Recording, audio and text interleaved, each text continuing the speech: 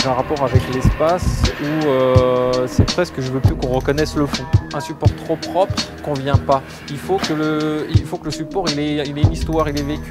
Et j'aime bien associer le graffiti avec des endroits super sombres, super sales, je dirais limite. Et donc cet endroit, bien qu'il ait une histoire, je dirais il est trop propre, quoi. Ça a été balayé par terre, il manque, je sais pas moi, de la moisissure, il manque plus de rouille sur la porte. À la rigueur, là j'aurais bien aimé avoir une fenêtre pour faire de la couleur sur de la fenêtre. Voilà un peu l'esprit par rapport au support. Alors ce qui est intéressant dans le lieu, c'est les différents types de supports. On voit, on a de la brique un petit peu granuleuse là qui absorbe vachement. Ici on a du ciment beaucoup plus fin avec une petite poutre rouillée, un super portail aussi qui a bien vécu. Là on a rajouté un petit plexi pour avoir un effet hyper lisse et une coulure. On a la porte aussi même endroit. Après on passe encore à un mur de briques pour finir un poteau métallique et un rideau de fer. Donc ce qui est intéressant, c'est que tout n'est pas en ligne en fait. Donc il faut jouer sur ces différents plans. Donc moi, ma volonté là-dessus, c'est de faire des temps, je dirais des temps forts et puis des temps un peu plus calmes. Donc je pars au pied de l'arbre, hein, du côté organique là, qui se rajoute au niveau du terrain. Ici, en montant, je dirais crescendo, pour avoir ici la zone la plus saturée. En fait, l'aspect hyper intéressant à travailler, c'est quand ça coule, parce que ça aide vachement à la composition. Et ce qu'on peut faire sur un support lisse, c'est tout de suite beaucoup plus compliqué sur un support qui boit. Parce que là, avant de faire de la coulure, c'est le jour et la nuit. Là, je vais mettre 2 fois plus de temps à remplir un support comme ça, un espace comme ça, qu'un espace là, comme sur le miroir. Et l'effet ne sera pas le même. Je dirais dans l'esprit, je suis plus dans la recherche justement d'une composition avec de la coulure à outrance. Je dirais le mur, c'est pas mon domaine de prédilection. Je préfère faire ça sur du métro. Le rapport du graffiteur avec le métro, c'est de le déchirer vulgairement, c'est vraiment de l'exploser. Mais le métro, il a des choses similaires. On va avoir de la vitre, on va avoir des encadrements métalliques, de l'aluminium, on va avoir du caoutchouc, des tuyaux, des moteurs et différents aussi reliefs et on peut jouer avec ça. Et puis en plus, bon, c'est automatiquement quelque chose qui roule et qui a une valeur ajoutée au niveau risque, etc. Donc là, ça peut être intéressant de montrer ça sur un mur parce que la démarche est plus ou moins la même, à part que là, je suis pas tous les 4 matins à tourner la tête, voir qu'il n'y a pas un maître chien ou un mec qui arrive de la sécurité. Donc je dirais que je suis plus focalisé dans ce que je fais, mais j'ai pas l'adrénaline du côté flippant, de l'ambiance du dépôt.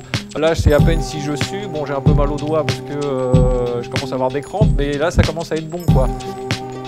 On peut croire que je suis dans mon monde en faisant ça. Effectivement, je dois être dans mon monde. Maintenant, il y a un rapport qui est hyper concret par rapport au graffiti. C'est que généralement, qu'est-ce qu'on cherche à faire quand on est devant un objet? Alors qu'on pense métro, mur ou n'importe quoi, c'est se démarquer des gens. Donc moi, l'idée, je suis tout seul à faire un métro. Ce que je veux, c'est le défoncer, enfin, au maximum. Donc je dirais là, c'est le résultat d'un métro avec une vingtaine de personnes qui seraient passées derrière. Sauf que, étant donné que moi je veux l'exclusivité sur mon nom, ben en fait je fais le travail des 20 personnes. Et j'en arrive jusqu'à faire de la saturation.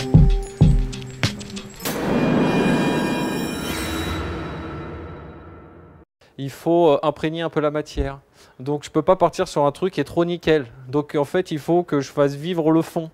Alors faire vivre le fond, en fait, c'est juste placer des masses à droite à gauche. C'est pour ça qu'au début, je pars au baran, c'est pour avoir de la coulure à mort. Et après, le résultat avec une encre qui frise, c'est qu'on ne voit plus rien. Donc du coup, en fait, ça me fait vraiment des masses. Donc je pose quelques masses. Donc là, j'étais limité parce que le baran, je ne peux pas le faire sur le mur. Donc je ne peux pas avoir un instant de départ sur le mur. Donc là, je vais être obligé après de jouer avec de nombre de poses. Donc ça va être un peu plus compliqué pour moi. Sinon l'idée c'est là, à la base c'est justement de placer ça. Alors après donc le baran il est intéressant pour ça parce qu'il fait énormément de coulure, il fait du gros trait, ça glisse bien. Et après derrière je rééquilibre aussi un petit peu en faisant de la pose au marqueur, au Posca avec des mines un peu plus petites.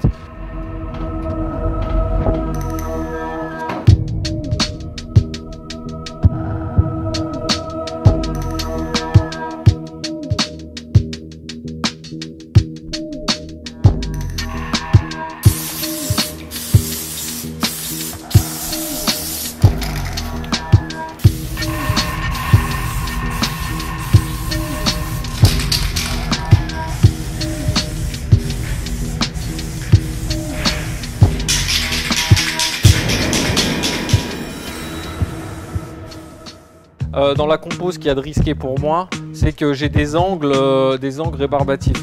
J'ai déjà ça qui me fait grave chier, en fait. J'aurait fallu que je démonte la gouttière ou que je l'arrache, parce que je peux pas faire de liaison entre ces deux murs. Si je fais une liaison là, je pète mon tag, je le déforme et il se tiendra pas. Il se tiendra dans le côté coloré, mais pas dans le côté visuel ou dans le côté calligraphique. Donc le côté calligraphique, faut pas que je rate les formes que je veux faire. Après, on a les deux angles là qui font plus chier aussi. Donc là, l'idée, c'est d'essayer de jouer sur les deux facettes. Donc de démarrer et de finir le Gotha tout en ayant une cohésion dans la largeur de trait et puis dans le côté calligraphique. Au début, je voulais faire un petit truc comme ça qui monte et avoir une montée là pour redescendre et faire un point lourd là. Le truc, c'est que celui-ci là, il me pète un petit peu la compo là-bas parce que ça devient trop chargé du coup là. Donc là, les limites, il faudrait que je le nettoie. Par contre, là, on peut parler d'effets qui deviennent vraiment intéressants. Parce que là, l'encre, bon, entre les mélanges de Corio, etc., on voit qu'elle commence un peu à friser. Avec une peinture fraîche par-dessus, on a vraiment des effets matière ou des interpénétrations de matière qui deviennent super intéressantes et qui se tiennent. C'est-à-dire que là, en même temps, le tag il devient lisible tout en étant illisible. C'est-à-dire que ça fait vraiment une saturation de tag en superposition, mais au final, on reconnaît bien. Et là, on voit la couleur avec trans. On a aussi des couleurs là qui s'enchaînent bien, là aussi.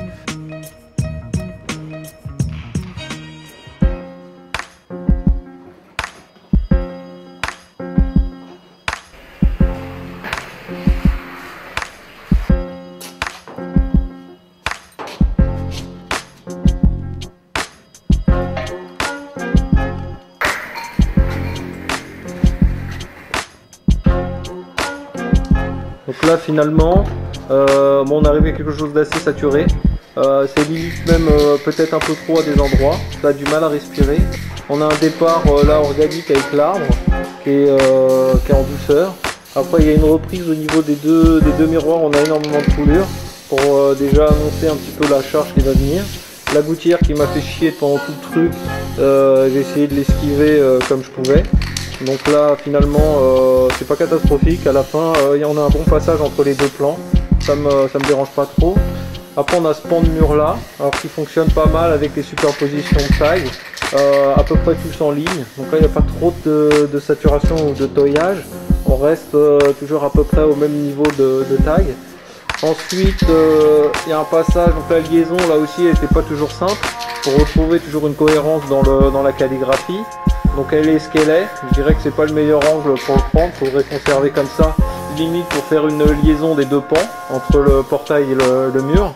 Et après on commence à aller vers quelque chose de plus chargé, donc c'est dans l'esprit plutôt montant comme ça. Et on revient là, et c'est cet angle là qui est chargé. Donc là, à part le petit tac en bas du portail, en bas à gauche, que j'aurais dû zapper, qui me casse un peu la compo, on a vraiment quelque chose comme ça, d'organique là, de deux grosses collines qui se chevauchent et qui se superposent.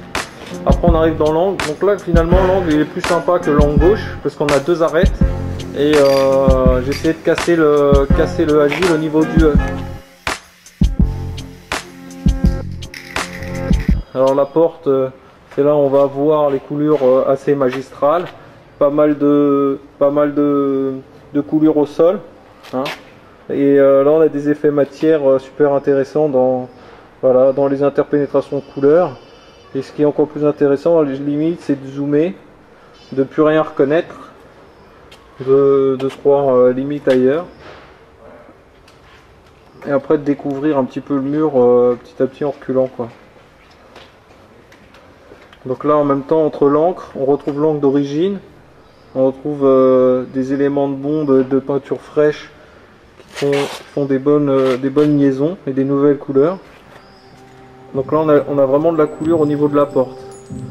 Après le mur c'est totalement autre chose. Alors c'est beaucoup plus rébarbatif à faire, c'est limite gavant, il n'y a aucune coulure, donc c'est beaucoup plus long et ça change totalement d'effet. Donc là on a tous les graphiques qui sont absorbés par le support.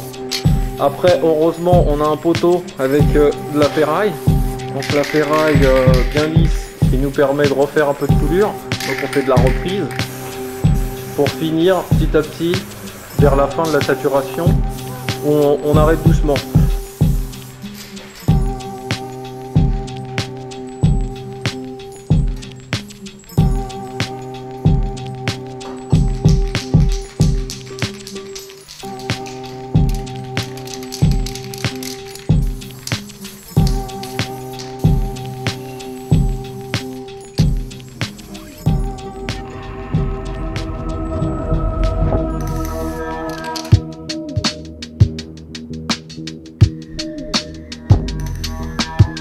globalement, il y a du positif, tout n'est pas à prendre.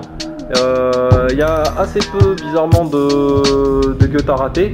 Parce que l'avantage de la saturation, c'est qu'on peut cacher justement les défauts de certains tags. Donc dans l'ensemble, calligraphiquement, ça fonctionne. C'est un peu chargé, un peu trop. C'est peut-être un peu trop au niveau de la couleur, un peu trop, toujours pareil partout. J'avais peut-être un peu trop le choix dans la couleur. Et je me suis peut-être noyé un petit peu dans la richesse des teintes. Maintenant, globalement, ça reste intéressant, enfin ça reste plaisant parce que ça fait lourd, ça fait chargé, ça fait assez détruit. Par contre, il y a plusieurs plans que je verrai pour regarder la fraise. C'est plus des plans comme ça où on peut superposer le premier plan au second plan et zapper le mur entre les deux rideaux, le portail et le rideau. Il y a un côté quand même fou là-dedans et assez masturbatoire, quoi, répétitif à fond. Donc qu'est-ce qu'on recherche là-dedans? Moi c'est vraiment le plaisir d'écrire, le plaisir de signer. Et que ça soit de l'art ou pas de l'art, à la rigueur, ça ne changera vraiment pas mon rapport avec le mur, avec le support, avec l'envie que j'ai de continuer à faire des saturations de ce style. En sachant qu'aujourd'hui, je pars vers de la saturation, quelque chose de super chargé, même si on me connaissait peut-être plus pour de la punition. Mais demain, j'évoluerai peut-être vers encore pire. Mais après, je sais pas comment... je dirais encore plus défoncer un support, donc peut-être vers de la gravure ou carrément de la découpe, superposition, je sais pas, collage, acide, enfin on peut imaginer encore, la richesse des supports est infinie, donc après on peut imaginer vraiment beaucoup de techniques par-dessus ça.